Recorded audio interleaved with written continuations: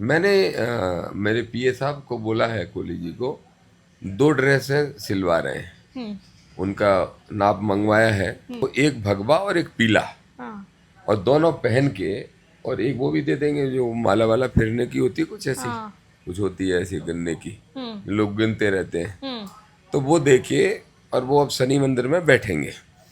ये काम मैंने नहीं किया, वो उन्हीं की पार्टी ने उनका इंतजाम किया है। अच्छा, कहूँगा आप तो नास्तिक हैं। नहीं नहीं, मैं क्या नाम बताया आपने तिवारी का? आशुतोष तिवारी। असंतोष तिवारी है। हम्म वो तो ऊपर की राजनीति में इनका काटना था, तो बलि का बकरा आशुतोष तिवारी को बना दिया। उनसे कहूंगा भैया ये कर दो, नहीं तो विधानसभा से या तो हमें बाहर फेंकवा दो, नहीं तो तुम्हारा कुर्ता सुरक्षित नहीं रहेगा, या फिर हमारा नहीं रहेगा, किसी का तो नहीं रहेगा। तो वो 9 के 9 ग्रह ने एक दूसरे के सिर फोड़ दिए, इन्हें एक ही जगह बिठा दिए, और साथ में बच्चे भी बिठा दिए, पत्नी भी बिठा दी, सब बिठा दिए। तो वो सब लड़ रहे थे आपस। तो जो भक्ति मीडिया चैनल्स दिखा रहे थे, नरोत्तम मिश्रा का नवग्रह मंदिर बनाते ही हुआ चमत्कार, उनके दिन आएंगे वापस, फिर से बनेंगे गृह मंत्री, क्या बन सकते हैं मुख्यमंत्री। ओहो, अब क्या करें भाई।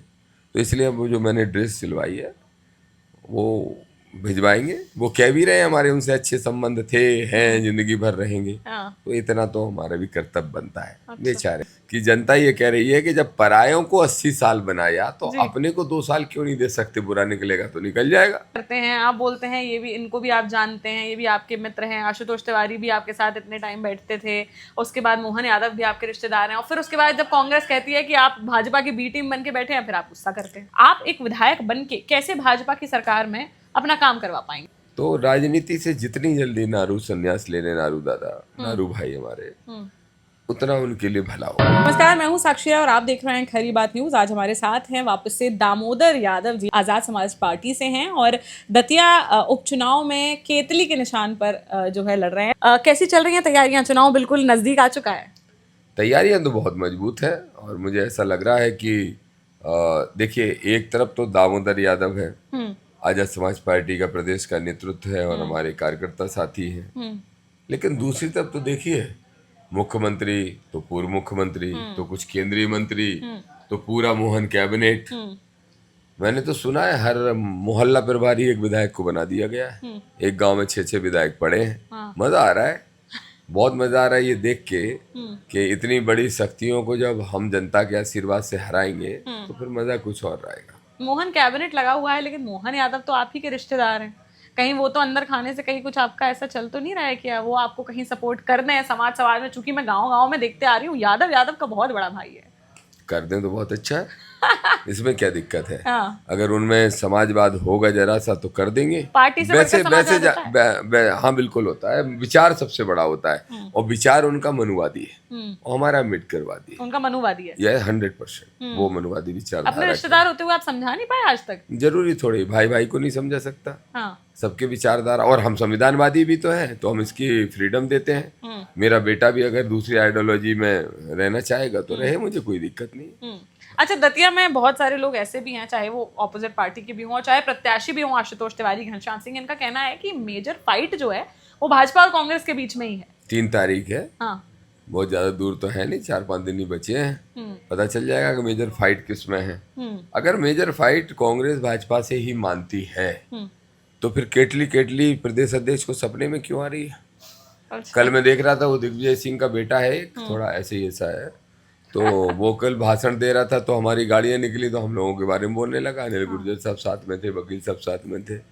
तो बोलने लगा तुरंत कि ये तो उनके उतारे हैं, उनके उतारे हैं। तो ऐसे पगला क्यों रहे? फिर वो राजा भी, जो उनके पिताजी हैं राधोगढ़ वाला, असल में ये जितने राजे महाराजे हैं, इन सब की गढ़ी महल किले असुरक्षित हैं, और बिल्कुल असुरक्षित है। राजा महाराजाओं और मनुवादियों पूरी ताकत लगा लेना ना उधर को हराने की।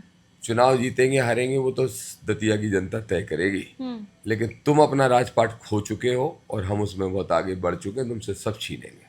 अच्छा, एक सवाल दामोदर जी बहुत ही मुख्य रूप से दतिया की जनता उठा रही है कि जैसे कि पिछले 2.5 साल देखी जनता ने विश्वास करके बदलाव किया था। उनका कहना है कि भाई यहाँ पर जब विधायक हमने कांग्रेस का कर दिया, लेकिन सरकार भाजपा की थी, तो कुछ काम तो हो नहीं पाया। वो कह रहे हैं कि हाँ ठीक है, हम दामोदर यादव जी को सपोर्ट करेंगे, लेकिन कहीं ना कहीं आप बताइए कि आप इस चीज को कैसे सुनिश्चित करेंगे कि आप एक विधायक बन के कैसे भाजपा की सरकार में अपना काम करवा पाएंगे? जैसे चंद्रशेखर आजाद अकेले एक सांसद है ना, पर हावी है कि नहीं 542 कौन है कहाँ है पता नहीं, जी। पर जब बच्चों पे लाठी चली तो एक ही सांसद दिखाई दिया कि नहीं। ऐसे ही दामोदर यादव 230 में इकलौता अलग दिखाई देगा, ना सिर्फ दिखाई देगा, मैं तो सारी जगह कह रहा हूँ काम लेके जाऊंगा। मुख्यमंत्री चाहे मोहन जी हो चाहे कोई और हो, उनसे कहूंगा भैया ये कर दो, नहीं तो विधानसभा से या तो हमें बाहर फेंकवा दो, नहीं तो तुम्हारा कुर्ता सुरक्षित नहीं रहेगा या फिर हमारा नहीं रहेगा, किसी का तो नहीं रहेगा। हम तो लड़ाई लड़ेंगे, हमारा झंडा मजबूत है और हमारा डंडा भी मजबूत है। जनता जानना चाहती है कि ऐसा तो नहीं कि राजेंद्र भारती जैसे कुछ नहीं कर पाए, ऐसा तो नहीं कि 2.5 साल और उन्हें ऐसा ही इंतजार करना पड़े अगर आपको नहीं विधायक नहीं बनाए नहीं, तो? जनता बिल्कुल नहीं जानना चाहती। जनता तो जानती है साक्षी जी कि जनता ये कह रही है कि जब परायों को 80 साल बनाया तो जी। अपने को 2 साल क्यों नहीं दे सकते, बुरा निकलेगा तो निकल जाएगा। और मैं भी ये कहता हूं कि जब किसान का बेटा है तो बेईमान तो निकलेगा नहीं। जब संविधानवादी विचारधारा का है तो निश्चित रूप से भाईचारा वाली सोच का तो होगा, मानवतावादी सोच का तो होगा। विकास करेगा और वो भी विनाश की शर्त पे विकास, जो नरोत्तम जी ने या पूर्व के लोगों ने किया वैसा नहीं करेगा। तो काम तो 10 तरीके होते हैं करने के, कराने के, यही अधिकारी आगे पीछे दौड़ते फिरेंगे। नहीं तो विधानसभा क्वेश्चन जिनका लगाऊंगा उनको सस्पेंड ही करवा के रहूंगा। इसी सरकार को करना पड़ेगा, अकेला एक 229 पे भारी पड़ेगा। अच्छा, ये जनता भी जानती है, किसान भी जानते हैं। हाँ। अच्छा, आशुतोष तिवारी जैसे कि उनका टिकट हुआ जब, उसके बाद बहुत ज़्यादा यहाँ पर राजनीति हुई। आपने देखा कि हाईवे जाम रहा, आंसू गैस के गोले दागे गए, सब कुछ हुआ। अब क्या लगता है आपको कि अब जो नरोत्तम मिश्रा ने सपोर्ट करने का बोला है तो ये ऊपरी सपोर्ट है या अंदर खाने से भी सपोर्ट हो रहा है या फिर काट हो रही है? जो तिवारी हैं, क्या नाम बताया आपने तिवारी का? आशुतोष तिवारी। असंतोष तिवारी, हाँ। वो जो भी हैं तो वो तो अभी पहचान करते फिर रहे हैं क्षेत्र में। हाँ। नाम बता रहे हैं, मैं फलाना, तो वो एक बुजुर्ग को बता रहे थे बस सही में कि दादा मैं फलाना तिवारी, तो बोले हाँ तो हम क्या करें। हाँ। तो बोले प्रत्याशी हैं हम, तो बोले काहे से, बोले बीजेपी से। बोले बात से तो मिश्रा है। तो अभी तक लोगों को ये नहीं पता कि प्रत्याशी कौन है। 25% लोगों को ठीक से समझ में ही नहीं आ रहा, बुजुर्गों को। तो पहली चीज तो ये हो गई कि वो प्रत्याशी तो बहुत नए हैं। नए होने के कारण अभी उनके परिचय नहीं है, पहचान नहीं है, कुछ भी नहीं है। एक्चुअली उनकी भी गलती नहीं, बेचारे को पता ही नहीं था। आशु को पता ही नहीं था, अच्छा। आशुतोष को पता ही नहीं था कि उनको टिकट मिलने वाला है। वो तो ऊपर की राजनीति में इनका काटना था तो बलि का बकरा आशुतोष तिवारी को बना दिया। और दूसरी बात जहां तक नरोत्तम मिश्रा की है, तो जब मैं दुखी हो जाऊं और मैं रो दूं तो मेरे साथी जो यहाँ बैठे हैं ये क्या करेंगे? जिसकी वजह से दुखी मैं हो रहा हूँ उसका नुकसान करेंगे कि नहीं करेंगे? तो नरोत्तम मिश्रा के आंसू सब कुछ कह जाते हैं, मुझे बताने की जरूरत। पर ये दतिया में तो माई ही सब कुछ मानी जाती हैं और माई की कसमें हो गई हैं, इसके बावजूद भी कसमें जो खाते हैं ईश्वरीय शक्तियों की, वो अक्सर झूठ बोलते हैं। मैं बड़े खुल के कह रहा हूँ, कसमें खाई ही झूठ बोलने के लिए जाती हैं। जिसके अंदर सच्चाई उसको कसम की जरूरत क्या, साँच को आज क्या। तो ये माई के अपमान इतना बड़ा क्या नरोत्तम मिश्रा कर सकते हैं, जो हर हफ्ते जो है यहाँ पर आते थे भोपाल से दतिया, कि भाई सिर्फ दर्शन करने के लिए आते थे मेन रूप से, और पूरे विश्व में प्रख्यात हैं, मैं कहूँगी पूरे विश्व का ही कहूँगी मैं तो, कि पीताम्बरा माई बहुत बड़ी माई है। इनका भी ऐसे अनादर करना क्या सही है? देखिए, मैं इस विषय पे ज्यादा बोलना नहीं चाहता, लेकिन अच्छा। फिर भी इतना जरूर कहूंगा। अच्छा, आप तो नास्तिक हैं। नहीं, मैं वास्तविक हूँ। हाँ। मैं वास्तविक हूँ, बिल्कुल। नास्तिक शब्द नहीं है मेरे लिए, मैं वास्तविक हूँ। ना आस्तिक ना नास्तिक, मैं वास्तविक हूँ। और वास्तविक आस्था के लिए मैं ये नहीं मानता कि आस्था मतलब मैं संविधान में आस्था रखता हूँ, मैं प्रकृति में आस्था रखता हूँ, मैं ईश्वरीय शक्तियों को भी मानता हूँ कि कहीं ना कहीं कुछ शक्तियां तो हैं जो हमारी प्रकृति का संचालन कर रही हैं। लेकिन मैं आडंबर पाखंड में बिलीव नहीं करता। और माई आडंबर पाखंड थोड़ी नहीं, मैं उनका नहीं कह रहा हूँ, मैं उनका नहीं कह रहा हूँ, मैं नरोत्तम मिश्रा का कह रहा हूँ। जो बीजेपी के लोग हैं वो आडंबरी पाखंडी है भाई। आडंबर पाखंड ना मैं राम को कह रहा हूँ ना माई को कह रहा हूँ। एक कार्यकर्ता थे, वो अपने भाजपा के मंत्री आए थे, उनसे बोल रहे थे कि हाँ हम तो चाहे जूते मार के वोट डलवाएंगे लेकिन वोट डलवाएंगे भाजपा को, और वो पीठ थपथपा रहे थे उनकी। उस पर क्या कहना है? हाँ, वो राकेश शुक्ला हैं, भिंड के रहने वाले हैं और पिछड़ों के विरोधी हैं, दलितों के विरोधी हैं। उन्होंने उन्हीं के समधी ने गुर्जर समाज के एक व्यक्ति की बिना किसी कारण से अभी हत्या कर दी थी, और एक पाल समाज के व्यक्ति के साथ भी घटनाक्रम हुआ जिसमें हमारी पार्टी के नेताओं ने आंदोलन किया। लेकिन वो भले ही वीडियो में कुछ भी कह रहे हो, पर वो राकेश मुझे अच्छी तरह से जानते हैं।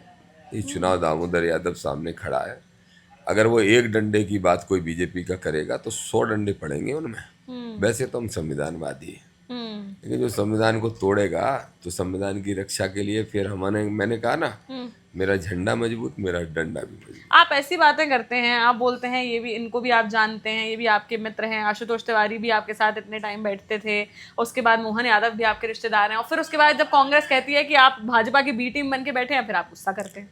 सबसे ज्यादा रिश्तेदारी तो मेरी कांग्रेस ही में है, हाँ। तो वो ये कह देते कि हम कांग्रेस की बेटी में। अच्छा, एक आखिरी मैसेज जो मैं लेना चाहूंगी वो आपसे है नरोत्तम मिश्रा के बारे में, क्योंकि पहले भी आप लगातार बोलते रहे हैं, अब उनका टिकट कट गया तो आप भी धीरे धीरे मजे लेते हैं उनके, आराम से। मैंने देखा है काफी इंटरव्यूज में भी, वीडियोज में भी, कि आप बहुत मजे लेते हैं उनके। अब आगे क्या सोच रहे हैं कि उनकी राजनीति अब कहाँ रुक करेगी? मैंने मेरे पीए साहब को बोला है, कोहली जी को, 2 ड्रेसें सिलवा रहे हैं, उनका नाप मंगवाया है। मैंने बोला भी है मीडिया के थ्रू कि भाई नाप दे दे भैया, नहीं तो मुझे फोन लगा कि नाप कुछ छुड़वाना पड़ेगा। तो एक भगवा और एक पीला, और दोनों पहन के, और एक वो भी दे देंगे जो माला वाला फिरने की होती है, कुछ ऐसी कुछ होती है ऐसी गन्ने की, लोग गिनते रहते हैं, तो वो देखिए। और वो अब शनि मंदिर में बैठेंगे, और ये काम मैंने नहीं किया, वो उन्हीं की पार्टी ने उनका इंतजाम किया है। तो राजनीति से जितनी जल्दी नारू संन्यास ले लें, नारू दादा, नारू भाई हमारे, उतना उनके लिए भला होगा। दलदल होता है ना, दलदल में कोई गलती से अगर उतर जाए तो फिर वो उससे निकलने के लिए जितने तेज हाथ पैर चलाता है उतने जल्दी उसमें डूब जाता है। अभी नरोत्तम मिश्रा के लिए भारतीय जनता पार्टी बिल्कुल उस दलदल की तरह है, लेकिन नरोत्तम मिश्रा ने राजनीति भी ऐसी की है कि किसी और पार्टी में उनके लिए कोई गुंजाइश भी नहीं है। तो अब वो राजनीति को छोड़े और नवग्रह को पटाते मनाते रहे, वहां बैठ के कुछ भी करते रहे। मुख्य रूप से क्या वजह लगी आपको टिकट कटने की? वो 9 ग्रह जो होते हैं ना, अगर वो वास्तव में होते हैं, मैं तो 1% बिलीव नहीं करता, लेकिन अगर वो होते हैं तो वो 9 के 9 ग्रह ने एक दूसरे के सिर फोड़ दिए, इन्हें एक ही जगह बिठाल दिए, और साथ में बच्चे भी बिठाल दिए, पत्नियां भी बिठाल दी, सब बिठाल दिए। तो वो सब लड़ रहे थे आपस में, तो नरोत्तम के नुकसान देखिए, मैंने पहले ही कह दिया था। लोग, सारी मीडिया दिखा रही थी, भक्ति मीडिया, एक भक्ति मीडिया है, तो जो भक्ति मीडिया चैनल्स दिखा रहे थे, नरोत्तम मिश्रा का नवग्रह मंदिर बनाते ही हुआ चमत्कार, उनके दिन आएंगे वापस, फिर से बनेंगे गृह मंत्री, क्या बन सकते हैं मुख्यमंत्री। ओहो, अब क्या करें भाई। तो इसलिए अब जो मैंने ड्रेस सिलवाई है वो भिजवाएंगे। वो कह भी रहे हैं हमारे उनसे अच्छे संबंध थे, हैं, जिंदगी भर रहेंगे। तो इतना तो हमारा भी कर्तव्य बनता है। बेचारे हमारे, बेचारे मजे लेते रहते हैं आप। नहीं, मुझे बुरा लग रहा है उनके लिए, बुरा लग रहा है। घनश्याम सिंह के बारे में क्या कहना है और आपका? फूके बल्बों के बारे में बात नहीं करता मैं। अच्छा, करंट जिनमें हो उन्हीं की बात करता मतलब अब उनकी राजनीति कुछ नहीं रह गई? फूके हुए बल्ब पहले हमेशा से थे। राजे महाराजाओं की राजपाट जब तक चलते रहे तब तक चलते रहे। अभी राजाओं की किले महल की एक एक ईंटें गिनवा लेंगे हम लोग। अच्छा, लोग कह रहे हैं त्रिकोणीय चुनाव होगा, तो त्रिकोणीय हो रहा है या नहीं हो रहा है, या किससे आप अपनी फाइट मान रहे हैं? मैं तो किसी से फाइट नहीं मान रहा हूँ। हम तो मान रहे हैं कि दतिया की जनता चुनाव लड़ रही है, दतिया की जनता जीतेगी आजाद समाज पार्टी के रूप में। अब दूसरे नंबर के लिए दोनों आपस में उलझ रहे हैं, एक फूके हुए बल्ब हैं तो एक असंतोष तिवारी है। दोनों में से जो बन जाए तो दूसरे सेकंड पोजीशन पे आ जाए, कोई दिक्कत नहीं। चलिए, दतिया की जनता के लिए क्या संदेश देना चाहिए? एक ही निवेदन, एक ही विनती, एक ही प्रार्थना। बड़ी मुश्किल से गांव गरीब किसान की चिंता करने वाला, नौजवानों के भविष्य की चिंता करने वाला, और महिलाओं के सम्मान और उनको आत्मनिर्भर बनाने की सोच वाला व्यक्ति चुनाव मैदान में लड़ा है दतिया से पहली बार शायद। मैं चाहता हूं कि 2 साल मौका देखो। जब दूसरों पे 70 साल 80 साल बर्बाद कर दिए, तो 2 साल एक नए विकल्प के रूप में एक नए व्यक्ति को मौका दे के देखना चाहिए। मैं विश्वास दिलाता हूं कि आपकी पूरी उम्मीदों पे खरा उतरने की कोशिश करूंगा। चलिए, बहुत बहुत शुक्रिया। हमारे साथ थे दामोदर यादव और इनसे हमने तमाम मुद्दों पर चर्चा करी। देश की राजनीति के साथ साथ हमने मुख्य रूप से चर्चा करी दतिया उपचुनाव के बारे में। अब इस चुनाव में क्या होने वाला है, 3 दिन बाद वोटिंग है, ये देखने वाली बात होगी। 3 तारीख को इसमें रिजल्ट आएंगे, और अब क्या रिजल्ट आएंगे ये तो देखने वाली बात होगी। लेकिन आप कमेंट बॉक्स में कमेंट करके ज़रूर बताइए कि अभी दतिया उपचुनाव में आपको क्या लग रहा है कि क्या जो है होने वाला है, क्या रिजल्ट आने वाला है, कौन कितने वोटों से जीतने वाला है, क्या रिजल्ट एक ही रिजल्ट आएगा, सारी पार्टी देख ली, अब की बार केट ली। चलिए ठीक है, बहुत बहुत शुक्रिया। देखते रहिए खरी बात न्यूज़।